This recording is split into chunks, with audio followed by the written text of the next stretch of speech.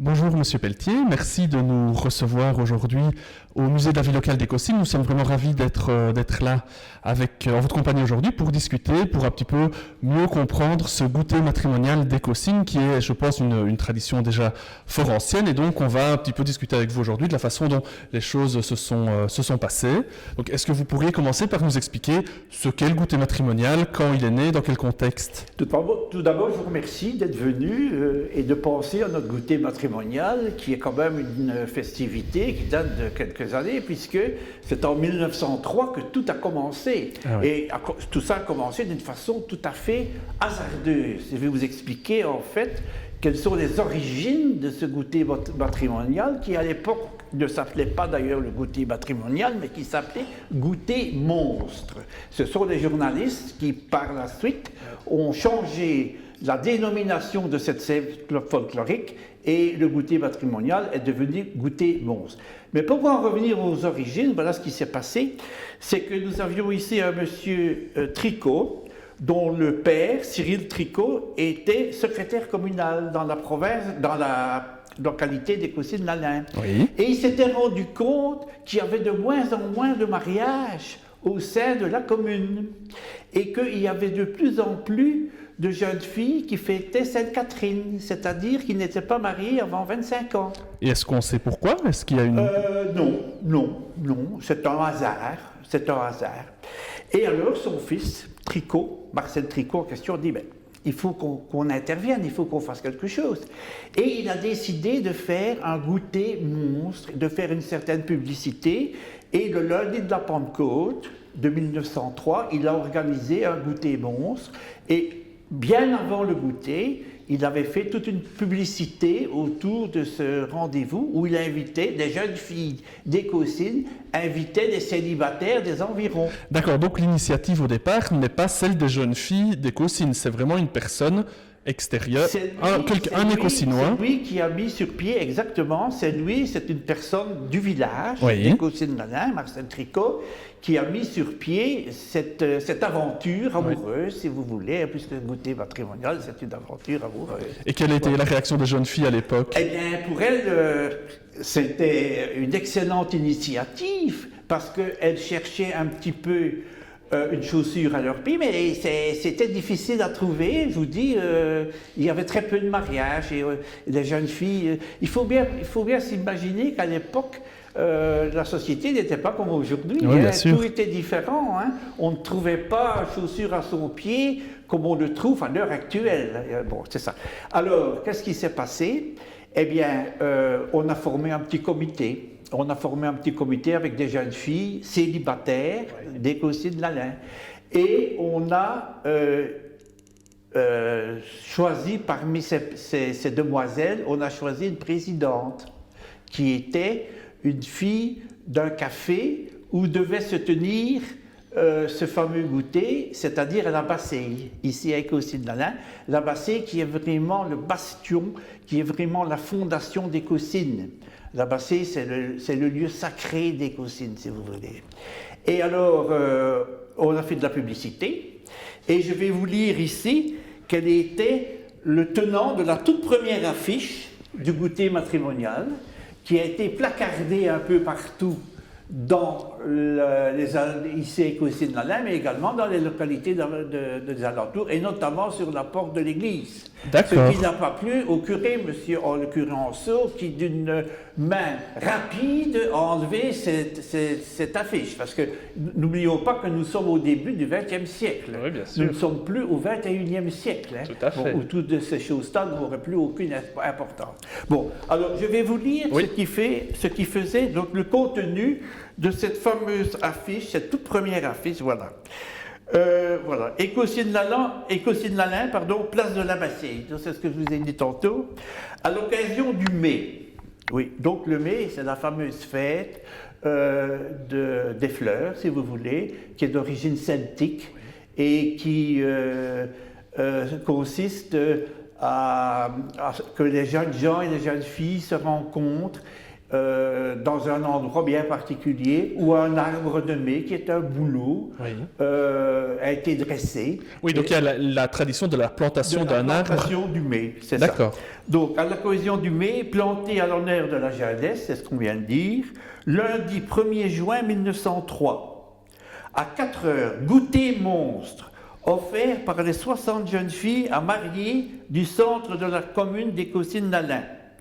Étant délaissés par un grand nombre de nos concitoyens, nous prions les jeunes gens des environs de bien vouloir participer au dit goûter et espérons avoir sous peu le plaisir d'assister à de nombreux mariages, signés des 60 jeunes filles à marier. Plusieurs sont sur le point de coiffer Sainte-Catherine. Nota bene, bien retenir la date du 1er juin. Voilà. D'accord. Donc ça, c'est la toute première affiche que nous n'avons malheureusement pas, elle a disparu avec le temps. Et voilà comment tout a débuté. Et quel a été le succès de cette proposition? Le succès de cette histoire, d'abord, il faut bien penser que les gens de l'Abbassie, les gens d'Écosine-Nalin ont été enchantés de pouvoir organiser un goûter, parce que c'était des choses qui, à l'époque, étaient impensables au départ. Oui. Et les gens de l'Abbassie, qui se trouvent pas tellement loin d'ici, ont commencé à se réunir et ont décidé qu'ils allaient dresser des tables, puisqu'il s'agissait d'un goûter monstre, qu'on allait prévoir du café, du chocolat chaud, qu'on allait prévoir les mastels, qui est une spécialité un petit peu du coin ici, et que tout ça allait se passer dans la joie et la bonne humeur. Et alors, après le goûter monstre, il y aurait un bal. D'accord. Pour terminer la soirée. Est-ce qu'il y avait déjà une réflexion sur une sorte de ritualisation, par exemple des cortèges ou des choses comme ça, à l'origine? Non, il n'y avait pas. D'accord. Il n'y avait pas. Disons qu'ici à Écosine, ça a été le lancement de cette manifestation folklorique, disons. Il n'y avait rien avant. Oui. Il n'y avait rien du tout. Oui, il y avait bien quelques jeunes gens qui étaient invités dans les fermes, parce que c'est un terme de culture au sens propre du terme, ici aussi, hein, c'est ça. Et il y avait bien des jeunes gens et des jeunes filles qui se réunissaient déjà, et la fête du mai était déjà une tradition à Écosine.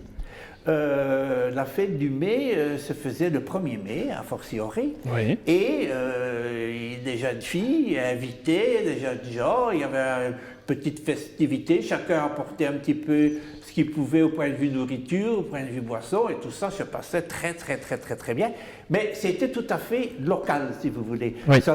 Ici, c'était vraiment une fête, celle dont le goûter monstre en question, c'était vraiment une fête où on invitait tous les jeunes gens des environs. Bon. Vous avez une idée de la zone, plus ou moins? Oui.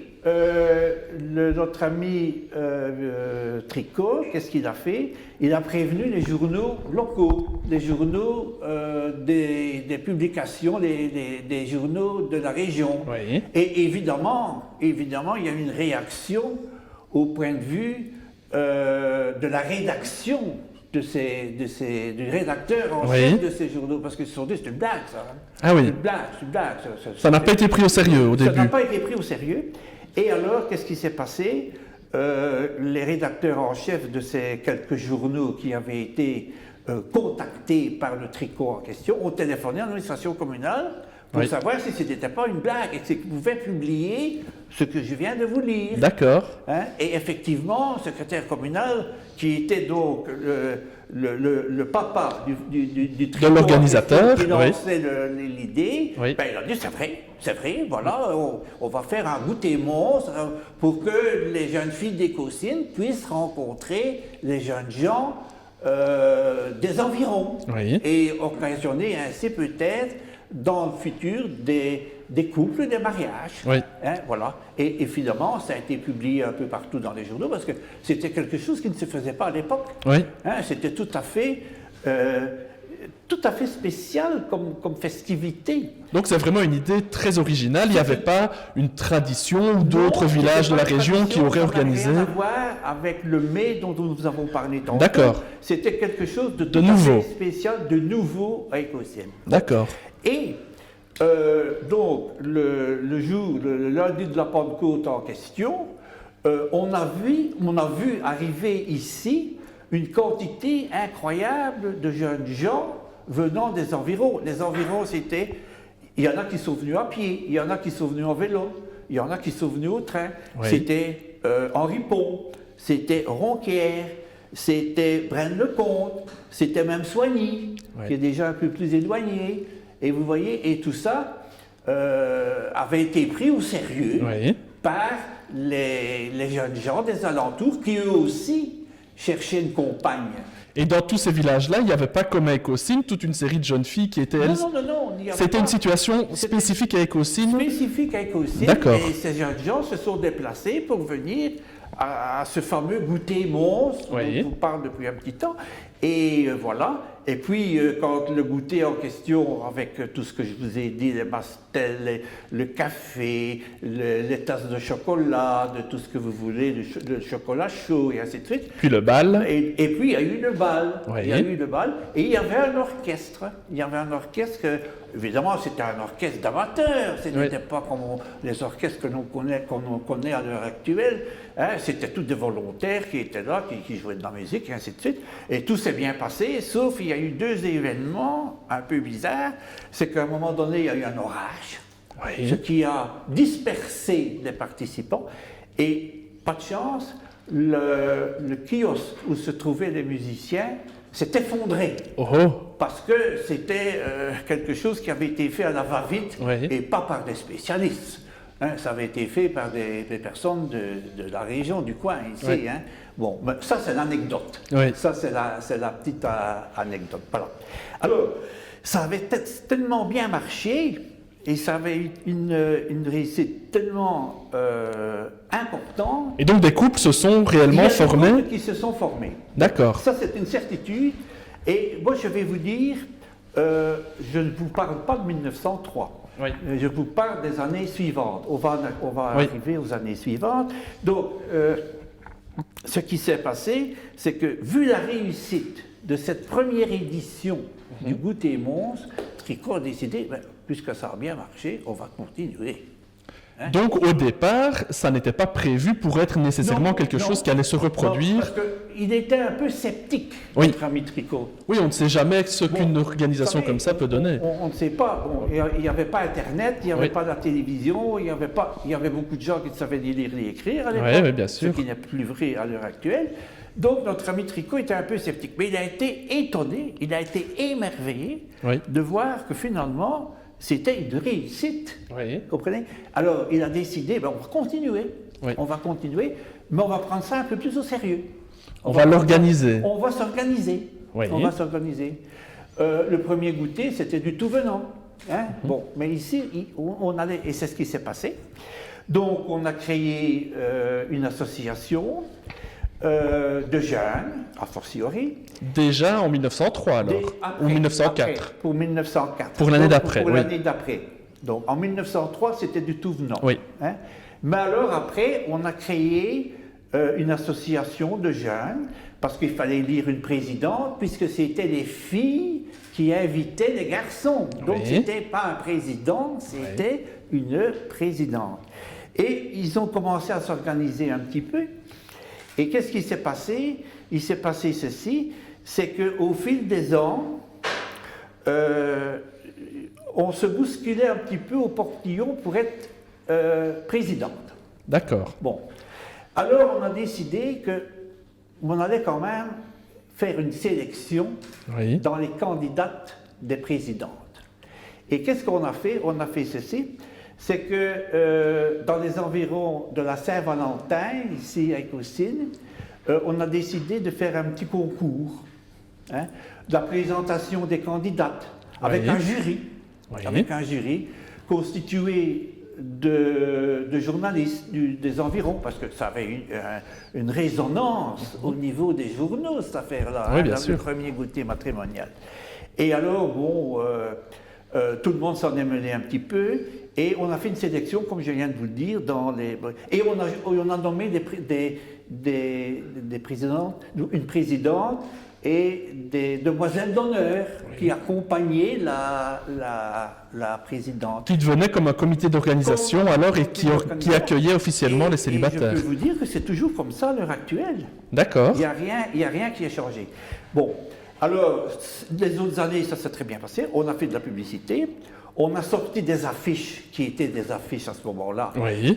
Au sens propre du terme. Dont on peut voir une série ici dans le musée. On peut voir ici dans le musée toute une série. Et c'est Tricot, mais Tricot était imprimeur de son métier. Donc Marcel Tricot était imprimeur de son métier.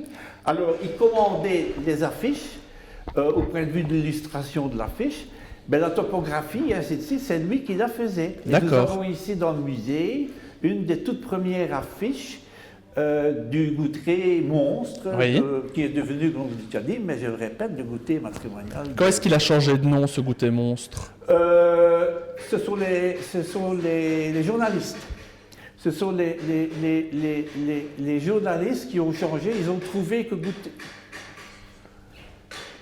trouvé que goûter monstre, c'était quelque chose qui ne rimait pas bien. Oui. Alors, ils ont décidé d'ajouter le mot matrimonial. Matrimonial. Ça disait mieux ce que ça voulait dire. Oui, tout à fait. Oui, goûter monstre, c'est un grand goûter, oui. Avec des personnalités éventuellement, ce qui n'était pas le cas du tout. C'était surtout un goûter matrimonial. Donc réservé aux jeunes gens aussi. Réservé aux jeunes pour former des couples. Oui.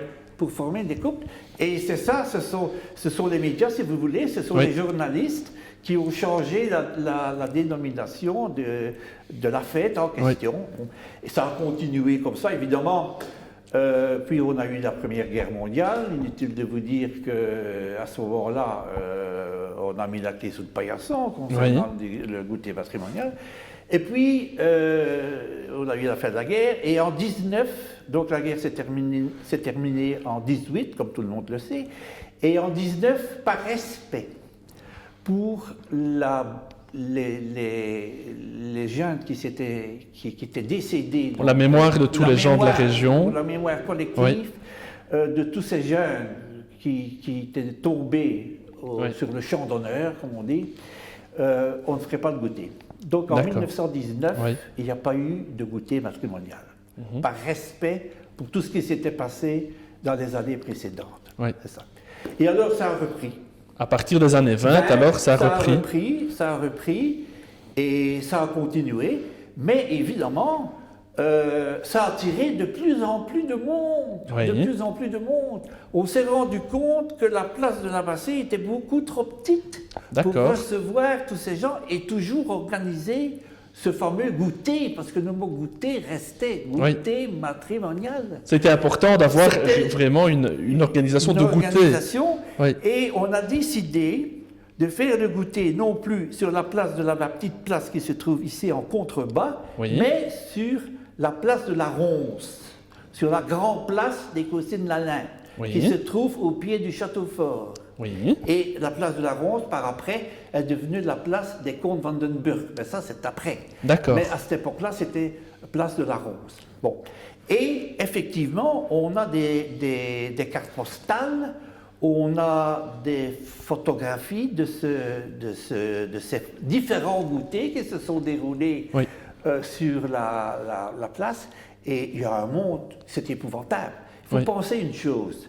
C'est qu'il y avait un cortège qui partait de la gare des Caussines-Carrière. Et il y avait des trains spéciaux qui arrivaient d'un peu partout, vers 2-3 heures de l'après-midi. Qui étaient affrétés pour le goûter. Qui venaient d'Anvers, par Bruxelles, ainsi de suite. Qui venaient de diverses... De toutes les régions, d'accord. Et tout ça arrivait quasiment en même temps dans la gare des Caussines. Et alors, à la gare, se formait un cortège avec, en ligne de mire, la présidente qui prenait place sur un char tiré par des chevaux, donc, et cette demoiselle d'honneur. Et alors, toutes les associations musicales, donc que ce soit, parce que tout était politisé à l'époque, maintenant, il y avait la musique des socialistes, il y avait la musique libérale, il y avait la musique chrétienne, catholiques, et tous ces gens se rassemblaient, et c'était la fiesta. C'était la fiesta depuis la guerre des Cossines Carrière jusqu'ici, où se déroulait le fameux goûter en question. Et donc, à l'origine, il n'y a que les jeunes filles des Cossines qui sont à marier. Progressivement, il y a des jeunes filles de la région qui viennent également. Progressivement, ça a pris de l'ampleur. C'est-à-dire qu'il n'y avait plus que les jeunes filles des Cossines, et elles ont même été, à un moment donné, en minorité par rapport aux jeunes filles qui arrivaient d'un peu partout pour trouver un futur mari, si vous voulez. Donc là, c'était devenu une organisation matrimoniale pour des gens d'un peu partout. Pour des gens un peu partout. D'accord. Pour des gens un peu partout, au point que il y a une autre localité qui se trouve à quelques kilomètres d'ici, c'est à Ronquière. Ils ont fait aussi un goûter matrimonial, mais là, ils ont inversé. C'est-à-dire que c'était les jeunes hommes qui invitaient les jeunes filles. D'accord. Tandis que chez nous, ils ont fait ça le jour de la Pentecôte.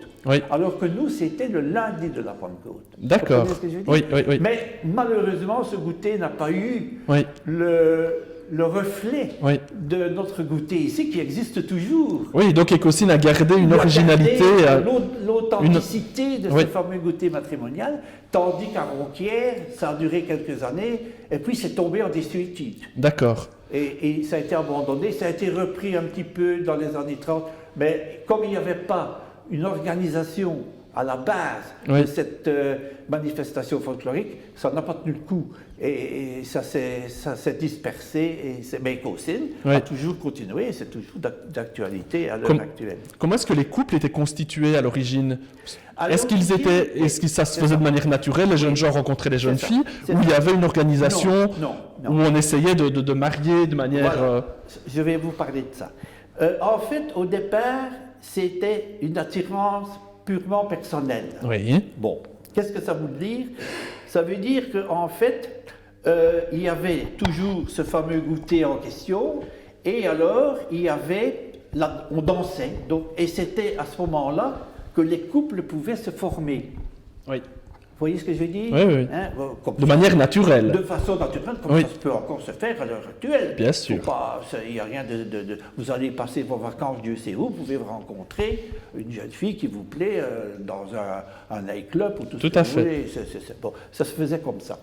Alors, petit à petit, ça a pris... ça a changé. Avec le risque que certaines personnes restent un peu sur le carreau. C'est ça. Mais ça le risque, il existe toujours à l'heure actuelle. D'accord. Alors, petit à petit, ça a changé.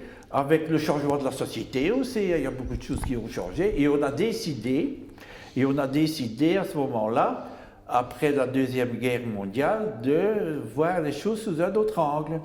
Et ça s'est passé de la façon suivante, c'est qu'il fallait d'abord, donc les célibataires arrivaient généralement vers, déjà dans la matinée, il y a des célibataires qui arrivaient, je dis bien des célibataires, et alors ils devaient s'inscrire. Ils devaient s'inscrire à la maison communale des Cossines Lalin, qui se trouve ici aussi, à 50 mètres d'ici. Et ils devaient acheter une tasse. Ils devaient acheter une tasse qu'ils attachaient à leur boutonnière. C'est comme ça que ça se passait au début. Et alors, ils devaient remplir un questionnaire. On posait toutes sortes de questions. Vous voulez trouver une personne, est-ce qu'elle doit être brune, est-ce qu'elle doit être blonde, donner un petit peu ses préférences. Voilà. Ses préférences. Et alors, il y avait ce qu'on appelait les marieuses. Les marieuses, c'était quoi? Elles prenaient, donc, c'était aussi bien, l'inscription se faisait aussi bien pour les filles que pour les garçons. Donc, les marieuses, qu'est-ce qu'elles faisaient? Elles prenaient toutes ces différentes caractéristiques et alors elles essayaient de former les couples. Parce qu'il faut savoir que chaque personne qui s'inscrivait recevait un numéro. Recevait un numéro qui était inscrit sur l'affiche, sur le carton qu'il devait remplir.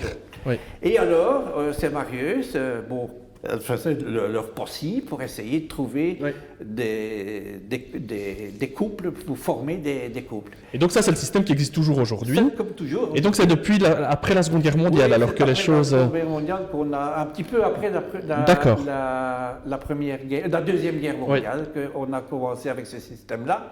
Parce qu'on voulait que tout le monde puisse profiter, si vous voulez. De cette façon-là, il y en a toujours qui restaient sur le carreau, parce qu'il n'y avait pas autant de jeunes filles que de jeunes hommes, donc il y en avait toujours qui restaient sur le carreau. Il y a toujours eu plus d'hommes que de femmes qui se présentaient? Oui, il y avait plus d'hommes que de femmes qui se présentaient. D'accord. Et il y avait plus d'hommes que de femmes qui se présentaient. Donc, a fortiori, il y en avait toujours qui restaient sur le carreau, comme on dit. Et voilà, et c'est toujours comme ça à l'heure actuelle. Et alors, il y a une chose remarquable, c'est que ce goûter matrimonial, en fait, a eu des répercussions dans les pays étrangers. Ah, racontez-nous. Oui. C'est-à-dire que nous étions propriétaires du Congo à l'époque. Oui. C'est ça. Et il y a eu de la publicité qui a été faite au Congo par des Belges qui avaient immigré là-bas ou qui travaillaient là-bas. Et c'est ainsi que, à un moment donné, on a vu apparaître ici des jeunes gens, des Noirs et ainsi de suite, qui avaient eu... Des Congolais qui avaient entendu parler de cette tradition. Des Congolais, mais c'était vrai aussi pour des Anglais qui avaient entendu parler, qui avaient une revue qui était sortie d'ailleurs à l'époque à Londres, et on parlait du goûter matrimonial. Et tout ça a fait qu'à un moment donné, nous avons eu ici des gens, nous avons même eu des Japonais après la guerre, après la Deuxième Guerre mondiale. Donc ça avait eu une résonance dans pas mal de pays ici. Alors il faut dire aussi que au fil du temps, tout ça est devenu une fête folklorique. Les conditions de rencontre étant de plus en plus nombreuses, soit par des agences, soit par toutes sortes de systèmes, maintenant par Internet et tout ce que vous voulez, il s'est passé ceci, c'est que ça devient du folklore. C'est plus folklorique que quelque chose qui va amener des couples, si vous voulez. Il y a une dimension touristique aussi qui s'est mise en place. Une touristique qui a pris le pas. Qui a pris le pas. Et je vais vous dire une chose, dans ma famille, moi je suis originaire d'Écossines, j'ai deux tantes et un oncle qui ont fait leur bonheur ici au goûter matrimonial d'Écossines, mais il y a longtemps. Voilà, donc c'est pour vous dire qu'il y a eu, maintenant, quant à faire des statistiques et savoir ce que ça apporte en réalité, ça c'est une autre histoire. Oui, ça on ne saurait jamais le savoir. Ça on ne saurait pas le savoir, et surtout à l'heure actuelle, parce qu'il y en a qui viennent de tout azimut maintenant. Oui, bien sûr. C'est ça. Et ça se fait toujours dans les mêmes conditions à l'heure actuelle. Bon, évidemment, c'est moins populaire. Maintenant, on a dû faire un peu de changement dans la façon que la journée se déroule. Il faut trouver des animations pour les jeunes. Donc, on fait venir une troupe de chanteurs ou de gens qui puissent donner, disons, un certain impact, l'impact à la fête pour conserver les jeunes, puis qu'ils puissent avoir une distraction suivant l'époque dans laquelle ils vivent. Mais pour continuer à vivre, la tradition doit aussi s'adapter et évoluer. La tradition doit s'adapter, et c'est pour ça qu'à un moment donné, il y a eu, disons, une baisse de régime dans le système, parce qu'on ne s'était pas adapté. Il a fallu trouver quelque chose pour s'adapter. Et maintenant, c'est ce qui se passe.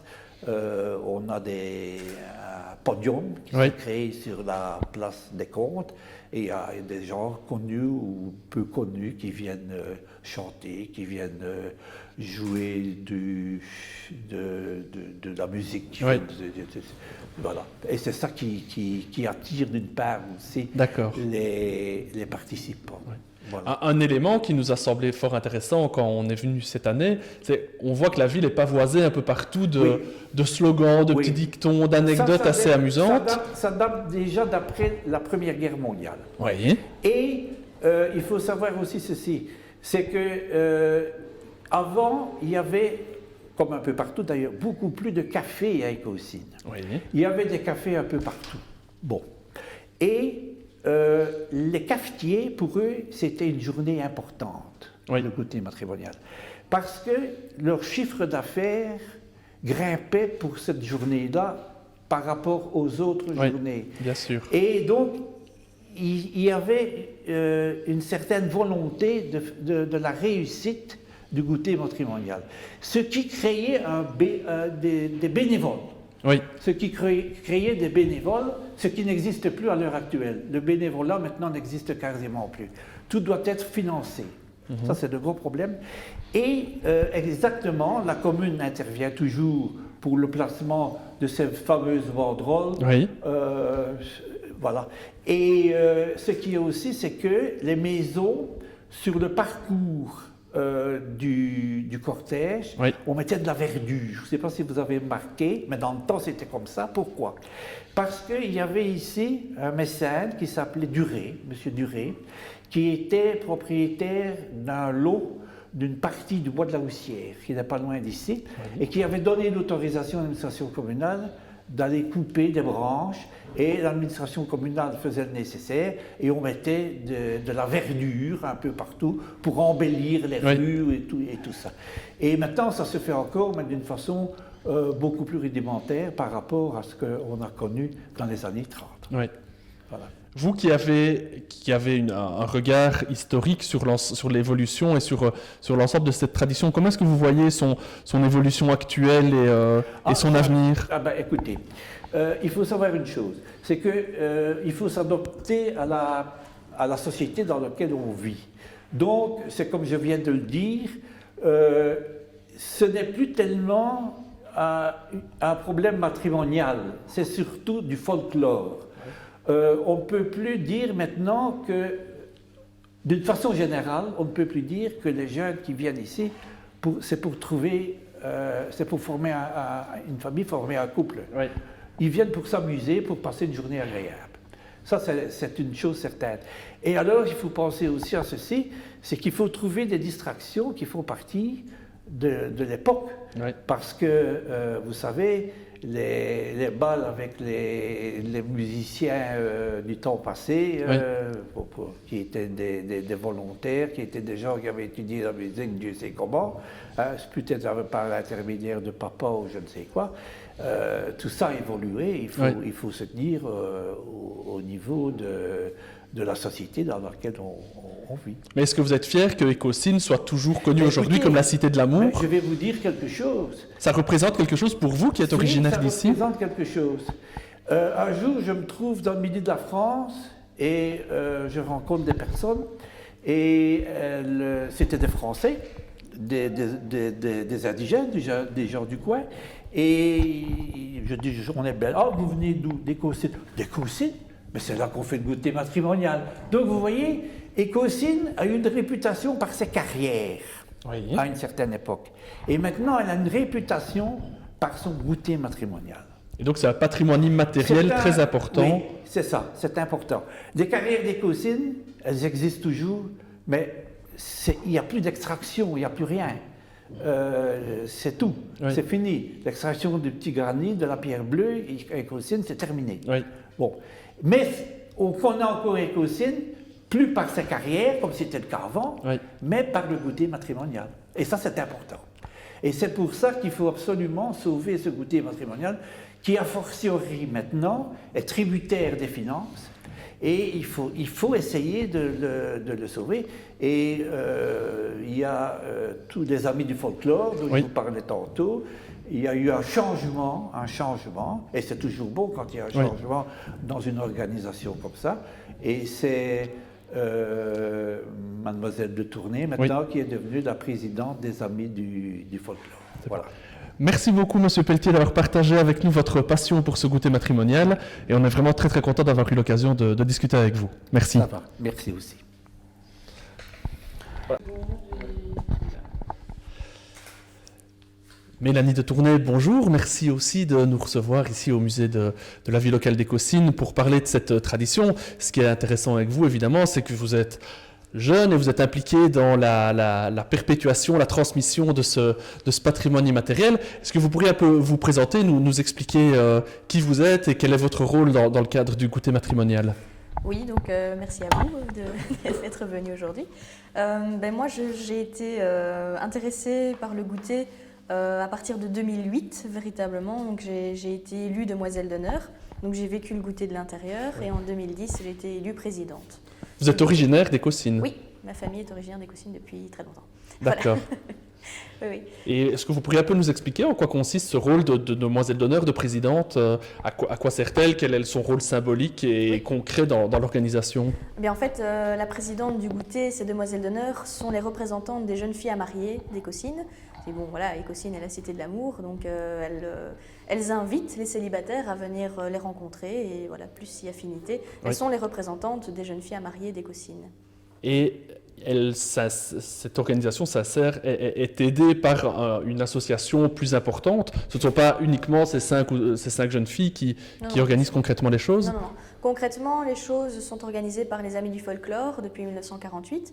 Donc c'est un comité de bénévoles qui gère toute la logistique, la publicité, l'organisation interne, les rapports avec la commune, la demande de subsides, etc., etc. Donc oui, tout ça c'est pris en charge par les Amis du Folklore. Les jeunes filles sont là pour représenter Écossynes, donc elles assistent à toutes les inaugurations, enfin tous les événements, on va dire, importants d'Écossynes, un peu comme une Miss, mais attention qu'elle n'en est pas une, étant donné que les critères d'élection d'une demoiselle ou de la présidente ne reposent pas sur des qualités physiques, mais plutôt sur des qualités morales et intellectuelles. Donc le charme, les connaissances sur Écossynes. Donc régulièrement, une question qui arrive à l'élection, c'est tu es une jeune fille qui présente Écossynes à des touristes, qu'est-ce que tu vas leur montrer? D'accord. Donc ça, elles doivent connaître leur village, elles doivent pouvoir le représenter partout, parce que ce sont elles qui vont prendre la parole, parler aux médias, etc. Donc, elles symbolisent vraiment l'implication de la jeunesse dans la vie locale. Oui, c'est ça. Et ce sont elles qui offrent le goûter aux célibataires. Donc quand on revient à cette tradition de l'arbre de mai, donc les jeunes garçons allaient planter un mai, soit dans un hameau, donc ça c'était une tradition plutôt collective, soit anciennement devant la maison de la jeune fille, et en réponse, le lendemain, la jeune fille offrait le goûter à ses prétendants. D'accord. Donc nous, le goûter matrimonial est resté essentiellement goûter, mais il y a toujours eu une plantation d'arbres de mai. Il y a d'ailleurs un trou spécifiquement fait dans la place des Comtes pour planter ce fameux mai.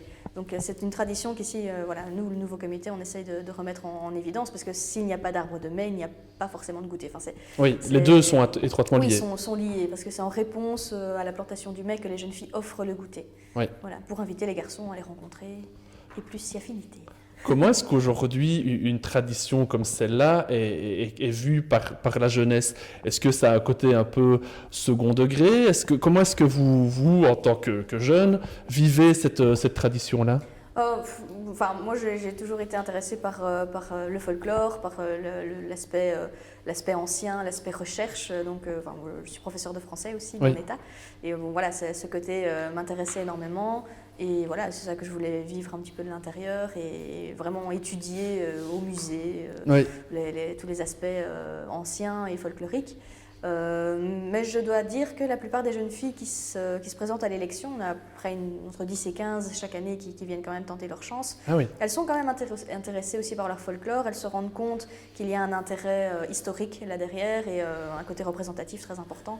Et oui, donc elles s'y intéressent et elles savent que ça a eu beaucoup d'importance, notamment dans les années 10-20, comme on a dit tout à l'heure. Le monde entier venait à Écossynes trouver une épouse. Oui. Une tradition comme celle-là, obligatoirement, elle doit évoluer, elle doit s'adapter à son temps. Est-ce que vous pourriez un peu nous parler de la façon dont aujourd'hui un goûter matrimonial en 2015 s'organise? Oui, donc oui, le goûter a vécu plusieurs évolutions au niveau de l'organisation. Donc je vous l'avais dit, j'avais dit tout à l'heure, au départ, donc M. Pelletier l'a dit aussi, c'était une association matrimoniale, donc constituée des commerçants, parce qu'évidemment ça les faisait vivre, évidemment, ce goûter matrimonial. Donc c'était eux qui prenaient en charge l'organisation, les tasses, etc. Avec Marcel Tricot, bien sûr, qui était le chantre de cette tradition. Et par après, en 1948, les Amis du Folklore ont été créés et nous sommes toujours actuellement bénévoles dans ce comité, donc qui date déjà de 1948, donc c'est déjà pas mal. Et nous gérons vraiment l'organisation en collaboration avec la commune, évidemment, vu que c'est sur le territoire de la commune que nous faisons ça. Et eux nous aident aussi financièrement.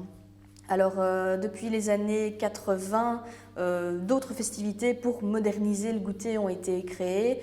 Il y en a qui disent que c'est pour tuer le goûter finalement. Donc tout ce qui est foire, forain, voilà, qui n'ont rien à voir avec le folklore. Des activités un peu périphériques qui sont venues se greffer, créer une espèce de fête du village. Voilà, c'est ça. Oui. Ça. Et beaucoup de gens ne sont pas contents de ces choses-là, bien sûr.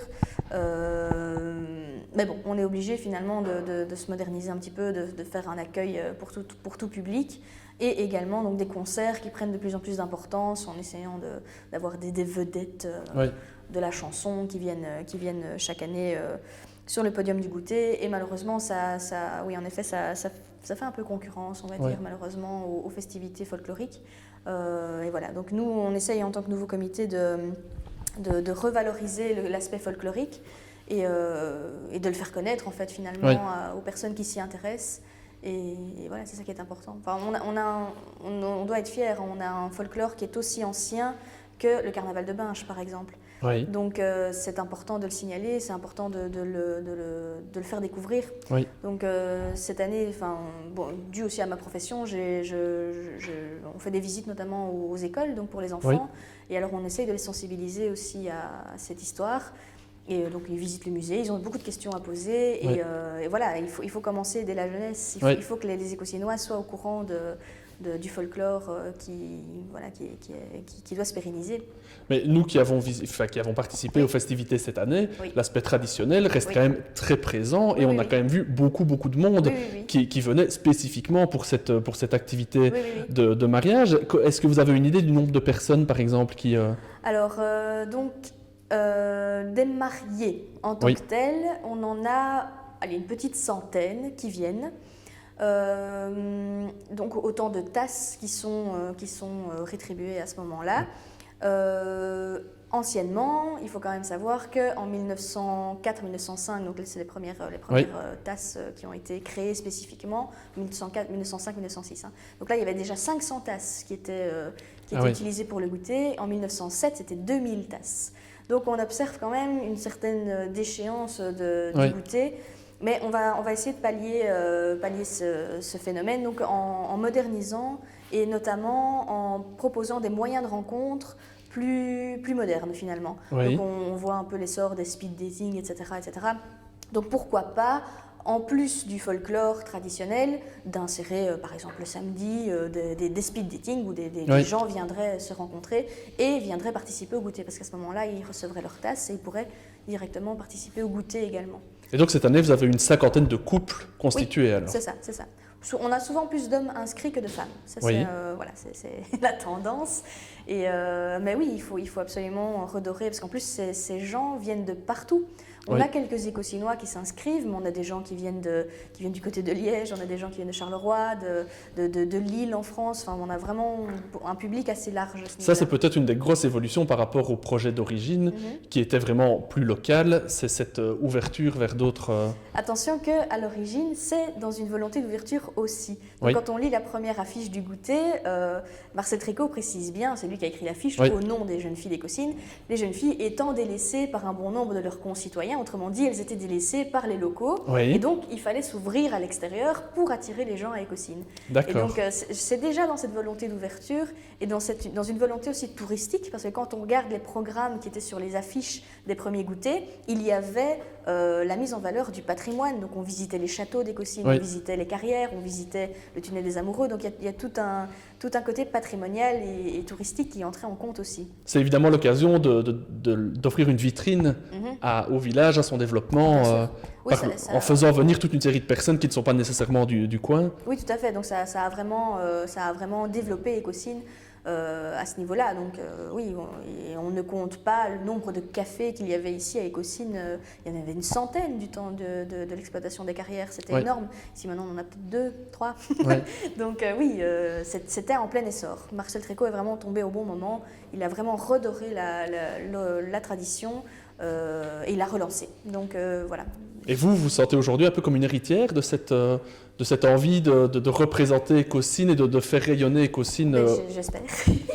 J'espère. Bon, maintenant, on ne peut pas tout faire tout seul. Hein, donc, Oui.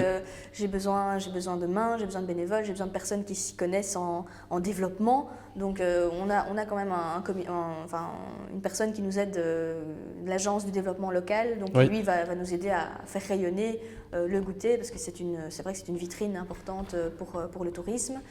Et oui, et donc on travaille en collaboration et on espère que ça porte ses fruits.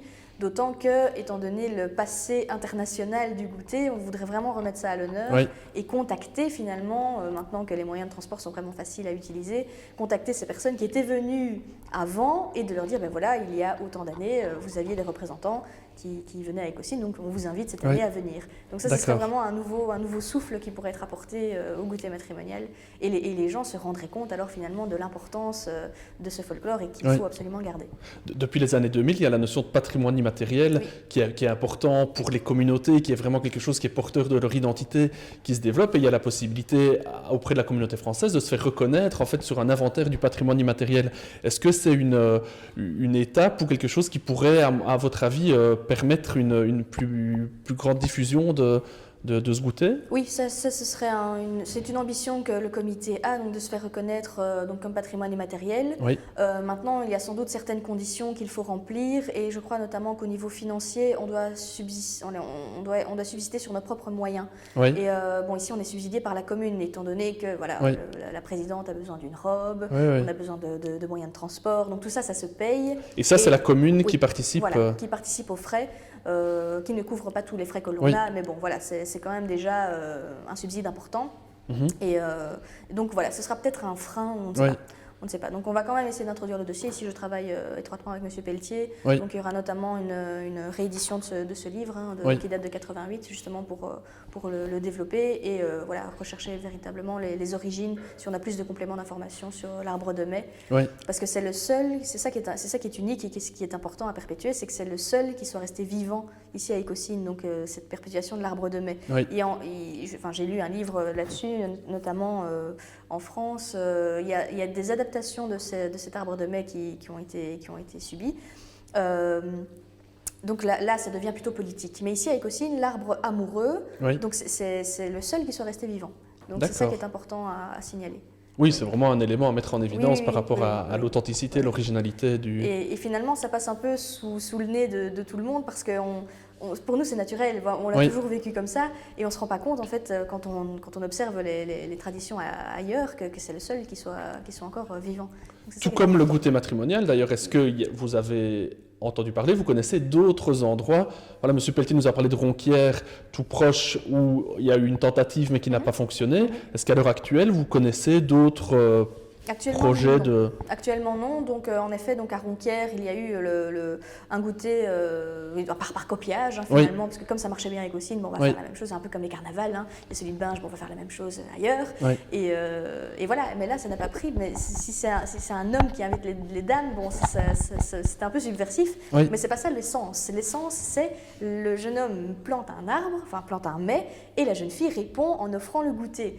C'est une essence, et c'est essentiel. Donc voilà, on ne sait pas changer ça. Donc, à mon avis, c'est pour ça que ça n'a pas perduré ici. Ça perdure toujours. Et les jeunes filles sont toujours intéressées de devenir demoiselles ou présidentes. C'est un honneur pour elles. Voilà. Pour vous, c'est un bon souvenir d'avoir été... Oui, bien sûr. C'était en quelle année? Donc j'ai été demoiselle d'honneur en 2008 et présidente en 2010. D'accord. Oui, on est vraiment mis à l'honneur, c'est tout un parcours, tout le monde nous reconnaît, enfin, c'est vraiment chouette. On symbolise vraiment les jeunes filles à marier, donc les gens viennent nous interpeller. Oui. Et la présidente et ses demoiselles d'honneur sont mariées à l'occasion du goûter matrimonial ou pas? Non, elles représentent les jeunes filles à marier. D'accord, donc elles ne font pas partie, elles ne s'inscrivent pas dans le... D'accord. Elles ne participent pas au mariage. Parce que c'est vrai qu'on demande que les jeunes filles soient célibataires civilement, mais dans la vie, généralement, elles ont un petit copain. Voilà. Ce qui est une des évolutions de la tradition par rapport... Bien sûr. Oui, bien sûr. Il est évident qu'en 1903, on n'avait pas de petit copain. On se marie et voilà. D'accord.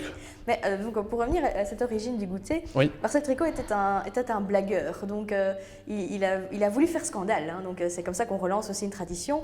Et donc, en parlant au nom des jeunes filles à marier, des jeunes filles qui invitent des jeunes hommes, c'était scandaleux à l'époque. Oui. Et on retrouve ça notamment dans le discours de la première présidente qui a été écrit par Marcel Tricot, où voilà, les jeunes filles avaient été insultées dans les médias. C'était, Oui, ça avait un peu un côté scandaleux. subversif à l'époque. C'était scandaleux. Oui. Donc en 1930, on est encore loin de 1948, hein, Bien sûr. le droit de vote des femmes, etc. Elles n'avaient rien à dire. Et donc là, c'est aussi finalement c'est ça que j'aime bien aussi, ça a contribué un peu à l'émancipation féminine. Oui. Donc voilà, c'est un aspect que j'aime bien mettre en évidence aussi. Et voilà, je trouve ça intéressant. Parfait. Ben, merci beaucoup Mélanie de Tournai d'avoir De rien. partagé avec nous votre passion pour le goûter matrimonial. Merci. Ben voilà, merci.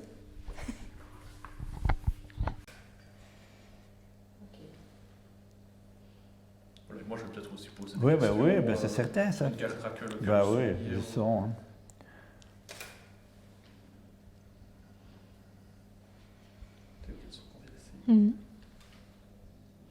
Donc des communes et des pays Oui. voisins, carrément. Et donc déjà en 1924, ça avait un certain succès, puisque Ah, oui. le musée de la vie wallonne, on en avait entendu parler. Donc c'est quand même déjà quelque chose qui est... Oui, tout à fait.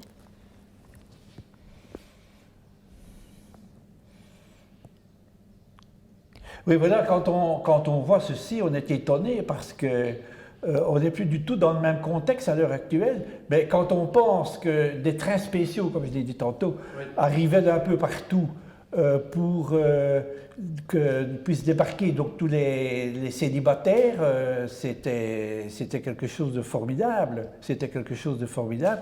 Évidemment, tout ça a évolué avec la société, mais c'était comme ça. Et le cortège qui partait de la place du plateau de la gare, c'était quelque chose d'incroyable. C'était quelque chose d'incroyable. Et tous les gens qui habitaient sur le parcours étaient à leur fenêtre pour applaudir, pour participer à la fête, si vous voulez. Oui, on voit qu'il y a des danses aussi. Ah oui, parce qu'il ne faut pas oublier que toutes les musiques, les différentes parties musicales de la commune, que ce soit... tout ça était politisé à l'époque, hein, ben, tout le monde participait. Hein. On a remis un petit peu à l'honneur cette année aussi les cramignons, en fait, ça s'appelle comme ça. Donc c'est voilà, ce sont des petites danses à faire avec les célibataires, et tout le long du cortège, on s'est amusé à faire des petites danses comme ça pour que ce soit un peu moins figé. On voit aussi au niveau des costumes, à l'époque, on était quand même tiré Ah, à oui. 4 épingles par rapport à... Ah oui. C'était beaucoup moins décontracté que maintenant. Hein. Maintenant, bon, vous voyez, toutes ces personnes-là que nous voyons ici, c'était des gens qui étaient bien habillés, chapeau, cravate et tout ce que vous voulez. Hein. Et les jeunes filles étaient en tenue élégante. Bien sûr. Donc ici, qu'est-ce qu'on lit? À Toussaint, sa chandelle. Oui, tout ça, donc, ce sont des banderoles qui garnissaient vraiment toutes les rues. Toutes les rues où passait Voilà. le cortège. Mhm. Elles sont encore mises. Hein, Elles sont encore mises, chaque année, elles chaque sont année. mises. Il y en a des nouvelles il y a une nouvelle banderole qui font partie de la collection maintenant. Hein. Mhm. Mais vous conservez ces slogans-là à chaque Oui, fois. Oui. Depuis 100 ans, on le voit Oui. Oui.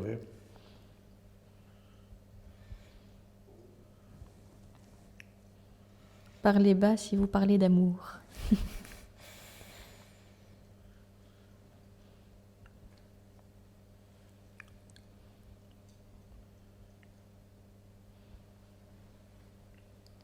Ça, c'est l'hôtel de ville de la place des Martyrs. Hein. De la place des Martyrs, Oui, oui, c'est c'est ça. ça. Alors c'est à quelques enjambées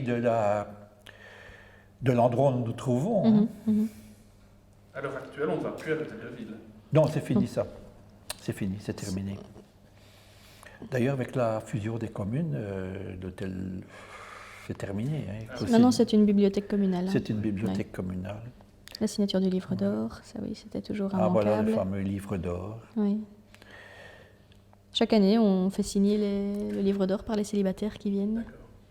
Ah oui. À cette époque-là, il n'y a pas encore de marieur, ni de... Non, Pas encore. Ça, c'est venu après la Deuxième Guerre mondiale, hein, Oui. je crois.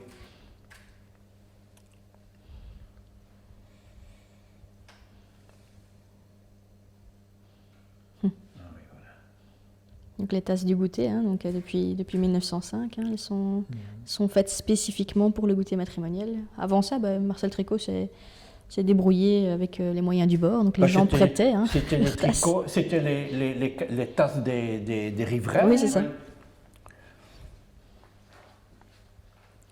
Et on voit les décors, hein, donc à chaque fois il y avait des rappels de l'arbre de mai, hein, donc Ah, c'est ça, tout était verdi. Et la verdure aussi rappelle l'arbre de mai. Hein, C'est ça. Ce qui est assez impressionnant aussi, c'est le public. Parce qu'il y a à la fois les participants au cortège des célibataires, mais il y a aussi énormément de monde. Oui, c'est ça. Ah oui, oui, Ben, c'était la fête du village. c'est ça. On en profitait pour inviter ses amis ce jour-là. Et puis l'après-midi, on allait faire un petit tour ici au Écossi de la Lin, si on habitait dans les environs. Mais on allait faire un petit tour. C'était la fête. C'était la fête du village. Et tout le monde en profitait. Les participants, comme les riverains, comme les gens de la commune, tout le monde profitait de la fête. Alors là, ici, en fait, si je ne me trompe pas, c'est le discours de la présidente. Donc, en fait, elles étaient mises en évidence. Et la présidente récitait un discours donc, pour remercier les célibataires d'être Ouais. venus au goûter et de leur souhaiter bonheur, bien sûr. Et donc, avant ou après le discours, donc le fameux goûter hein, qui avait lieu, donc on disposait les tables. Ça, c'est la place des Comptes. Hein, donc, Ouais, on voit le c'est château ça. ici en fond. Ouais. En quelle année ils sont allés là-bas? Là, c'est en 24. Ah oui, c'est Jusqu'à- une belle grande table. Hein. Ah oui, oui, Oh, ça c'était oui. énorme. D'ailleurs, on voit d'autres photos où on voit le nombre de participants. Mhm. C'est incroyable. Voilà, le château Voilà fort. le château. À l'heure actuelle, le goûter ne se fait plus à cette... L'année prochaine, oui. D'accord. Retourner dans les... On retourne lieux. sur Ouais. les lieux. Oui, donc ça, quand on voit la foule, c'est impressionnant. Hein. Mais combien d'années ça a eu lieu à la Bassée? Un ou deux? Oh oui, pas Oui, beaucoup. Hein. pas beaucoup. Ah, Non. C'est directement après qu'ils sont allés au pied Oui, du oui, château. oui, oui, Bon, oui. déjà, Parce que- déjà, quand, oui. quand on regarde le nombre de tasses, voilà, en 1905, 1906, c'était 500 tasses qui étaient vendues. Donc sur la place de la Bassée, ça tenait encore. Mais après, 1907, 2000 tasses, 2000 célibataires, impossible. Hein, donc Il fallait fallait les mettre trouver là. un autre endroit. Voilà. Donc la présidente et les demoiselles hein, qui montent sur l'estrade pour réciter le discours. Je ne sais pas comment elles se faisaient entendre à l'époque. Ou alors ils étaient disciplinés. Non, Ils mais disaient rien. justement, ça, non, il n'y avait pas de porte-voix. Je ne sais pas, elle devait présenter se mettre d'une certaine façon et les gens devaient écouter. Hein. Bon, les participants devaient écouter, mais comment elle pouvait porter sa voix Ou bien disciplinés. Ouais, il sans doute. fallait, les gens étaient peut-être plus disciplinés à cette époque-là que maintenant. Mais de toute façon, maintenant, on a d'autres moyens pour se faire entendre. Oui.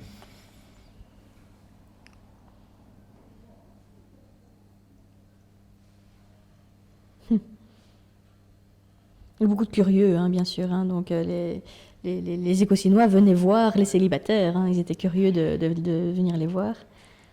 La présidente, voilà, qui inaugure le goûter. Donc ils ont un café, donc elles ont un café à boire et une mastelle. Donc c'est un ancien biscuit qui est encore assez utilisé dans la région d'Ath, donc pour faire la tarte au mastel, hein, pour la ducasse d'Ath. Mais ça existait ici aussi, donc c'était un biscuit un peu RCQ, un peu c'est sec. ça, c'est ça. Et une biscotte. Malheureusement, ici à Écossine, on n'en trouve plus. Non, mais en fait, on a adapté la recette étant donné que c'était pas très sucré. Donc voilà, ça c'est la fameuse mastelle. Hein. Comme c'était un biscuit qui n'était pas très sucré, maintenant on a adapté la recette et c'est une boulangerie, la boulangerie Moulin, qui fait des sablés en fait, en forme de cœur simplement. Donc voilà, on trahit un petit peu la tradition, mais bon, je pense que la mastelle en tant que telle ne serait plus très au goût des gens. Ah, c'est ça. Vous allez voir, c'est assez étonnant, cette façon de consommer le café qui est offert au goûter.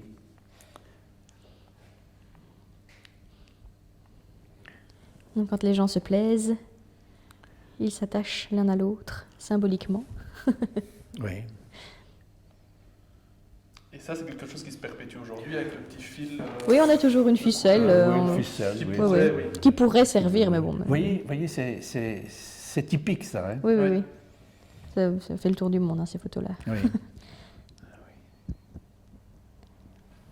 Mais on a toute une série d'archives de la presse internationale hein, sur le goûter. Donc c'est rigolo de voir les points de vue étrangers donc sur le goûter. On avait en Angleterre de Woman Fair, donc c'est la foire aux femmes. Dans le Daily Mirror. Ben voilà, Oui, c'est celui-là, c'est là-bas. Oui. La foire au mariage, enfin, on a eu beaucoup d'appellations. Et toujours la présidente bien mise en valeur, hein. C'est vraiment le symbole, celle qui offre le goûter.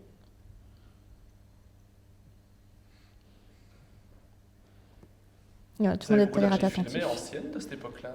Beaucoup non. C'est souvent les mêmes qui sont... Celle-ci, je connaissais aussi. On en a de 1953, si je ne me trompe pas.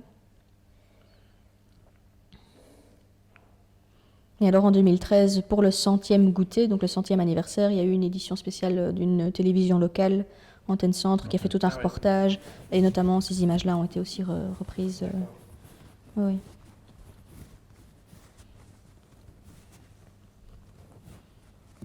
On a les noms de toutes les présidentes et toutes leurs photos. Je crois qu'il en manque une ou deux, mais on a à peu près toutes les photographies. Oui, c'est aussi l'évolution d'une forme d'élégance à travers... Oui, on observe bien ça. À travers le costume aussi. Hein. Et des photos en studio des années 80 qui sont aussi très, très stylées. C'est assez comique de voir, on est vraiment ancré dans l'époque. Donc à part aux 2 guerres mondiales, il n'y a jamais eu d'interruption? Non. En 19. Jusqu'en 19, oui. En 19, le goûter n'a pas eu lieu. Non, voilà, c'est en 1920 que ça a repris. En 14, ça a encore eu lieu, parce que la guerre... La guerre Oui, a elle a commencé après le 3 août. Oui, c'est La ça. guerre s'est déclarée le 3 août et a fortiori le jour de le lundi de la Pentecôte tombait avant cette date-là. Quand on ne trouve pas des cossinettes, on danse ensemble, 2 hommes ensemble.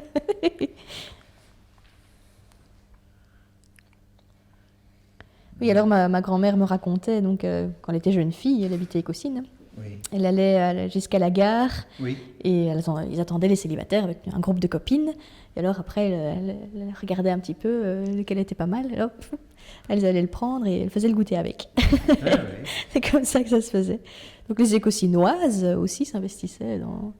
Et qu'elles s'étaient retrouvées avec un Brusselaire, comme elle m'a dit. Oui. Ah voilà, c'est ça. C'est en 1920. Et alors la présidente a toujours aussi un bouquet de fleurs. Oui. Donc c'est vraiment... Voilà, c'est le symbole du mariage. Et ben voilà, c'est toujours un rappel... Elle est toujours en la blanc, fleur. la présidente. Généralement, mais bon, maintenant ça évolue un petit peu, donc ça dépend. La présidente choisit sa robe, hein, bon, voilà. Donc c'est vrai que généralement c'est une robe blanche, mais c'est en tout cas une robe de mariée qu'elle a. Toujours très bien habillés. Oui, oui, bien sûr.